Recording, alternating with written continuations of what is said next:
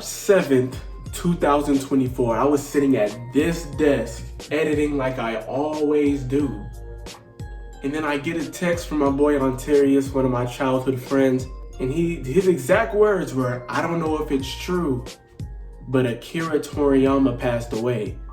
And my immediate reaction was, "Damn, really?" And of course he was like, "Yeah." He's like, he saw it on the internet. And I was like, "Damn, that actually sucks, bro, you know?" So I went back to editing, and then for some reason, I just started thinking like, whoa. Like, I guess it just didn't process in my mind, like, wait a minute, bro. Somebody that basically made a good chunk of my childhood passed away. So I had to take a break from editing. I sat there and thought for like 5 minutes, and I was just like, whoa. And it took like a couple minutes for me to process, like, holy hell, this is insane. So then I got my phone and I went on Twitter, and then I started seeing how he impacted so many people, so many franchises. And it was crazy because like I started genuinely getting a little sad. I mean, it's fair. Rest in peace, Akira Toriyama. You made mine, of course, as many other childhoods. Y'all already know I'm not even into anime like that. I'm not at all, actually.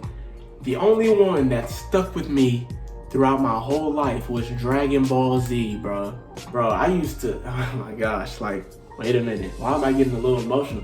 Hold on, literally, bro, me and my mother used to watch Dragon Ball Z Kai every time it came on, bro. We watched up, because I think it came on, I think it was Cartoon Network, from the Saiyan Saga all the way to the Cell Saga, because for some reason they didn't play the Blue Saga. Bro, and that's always a memory I hold. That's one of the memories I always will hold with my mom.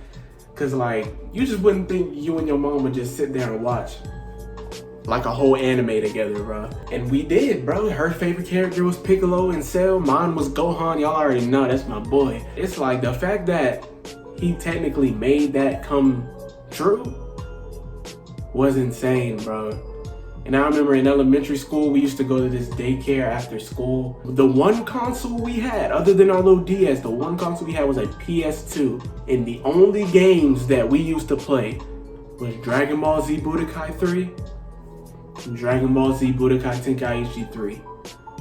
And we used to play that non-stop, bro. All the tournament modes, because there were so many of us.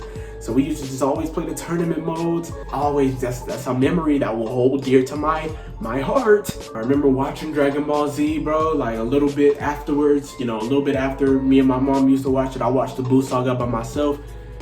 My favorite saga will always be the Cell Saga. That's just me personally. My favorite moment of Dragon Ball Z is when Gohan turned Super Saiyan 2. That solidified, that solidified me. I'm loving Gohan, bro. I already know people don't like the new Gohan. I stuck with him. I don't care. I stuck with him, and look how he is now. He's apparently just as strong as those are. I don't care. I don't care. You hate. You can hate.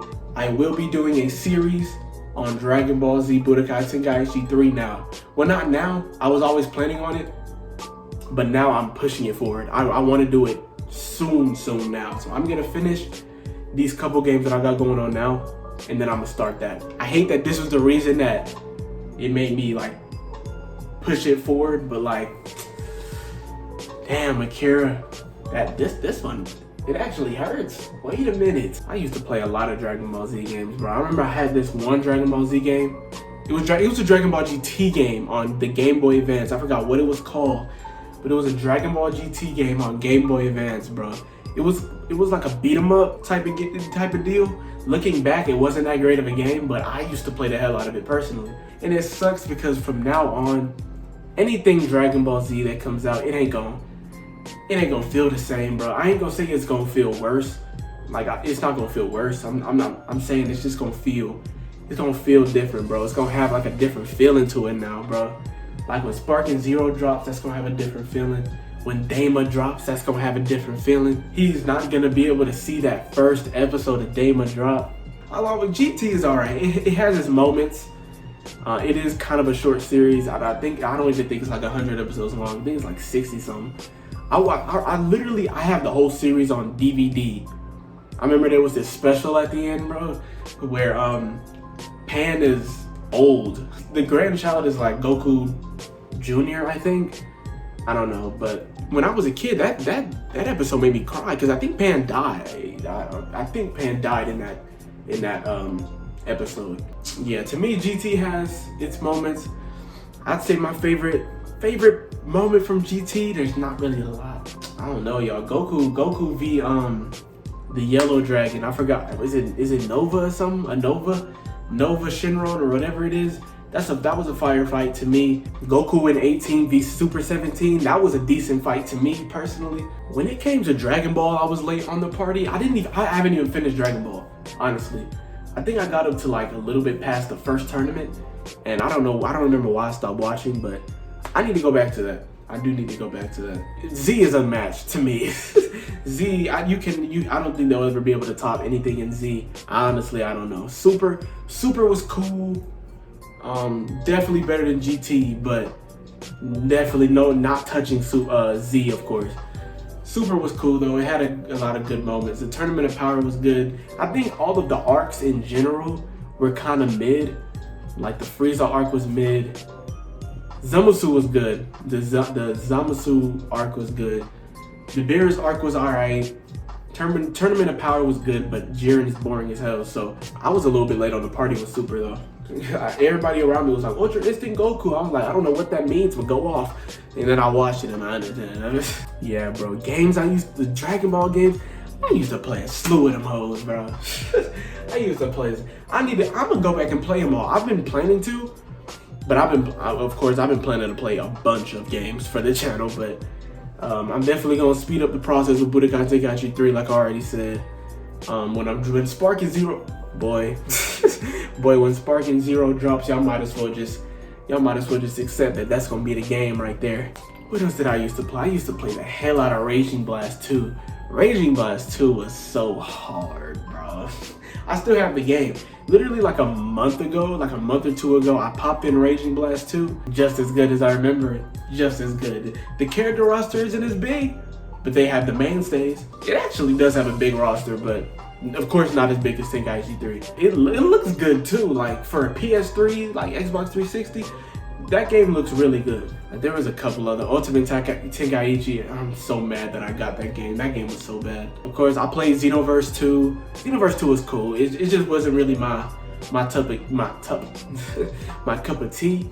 But I did finish the story mode. I think I did that on camera a couple years ago. Xenoverse is good though. It's not bad. It's definitely a great game. To me personally, it's not my style when it comes to DBZ. You know, the whole creative character thing, leveling up and just going online with it. Fire idea, fire. I know my boy Calvin plays that. I don't know if he still plays it, but fire idea, all that jazz. Fighters is cool. Again, not my style, not my cup of tea. Definitely a fire game though. Kakarot was cool. I did not beat that because I was kind of rushing through the games, so I wasn't a high enough level to beat the next part. Whatever. I think I made it to like the beginning of the Buu Saga anyway. I do want to go back to that one because Kakarot was cool to me. It was cool. The fighting wasn't really, like the combat wasn't really all that. The combat was actually pretty mid. Now that I'm thinking about it, like Xenoverse 2's combat was really good. Fighter Z's, of course, is good. It's like a core fighting game, but Kakarot's fighting mechanics was not really all that to me. But I think everything else about the game was actually pretty hard. And I heard the DLCs was cool. The DLCs look cool to me. I feel like I played more Dragon Ball Z games, but maybe not. Maybe I didn't. I think it was called Battle of Z or something.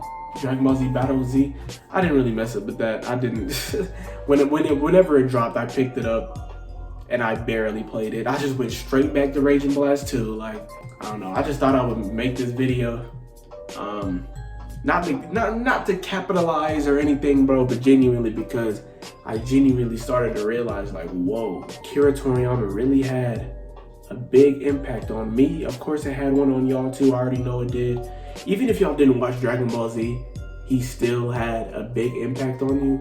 If you're an anime watcher, because he designed Dragon Quest as well, Sandland. You know that new Sandland game is about to drop.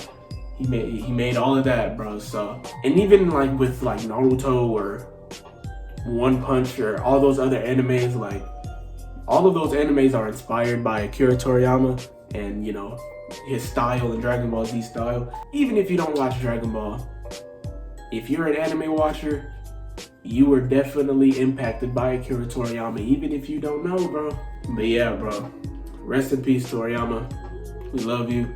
We're gonna continue loving Dragon Ball Z and everything that you worked on.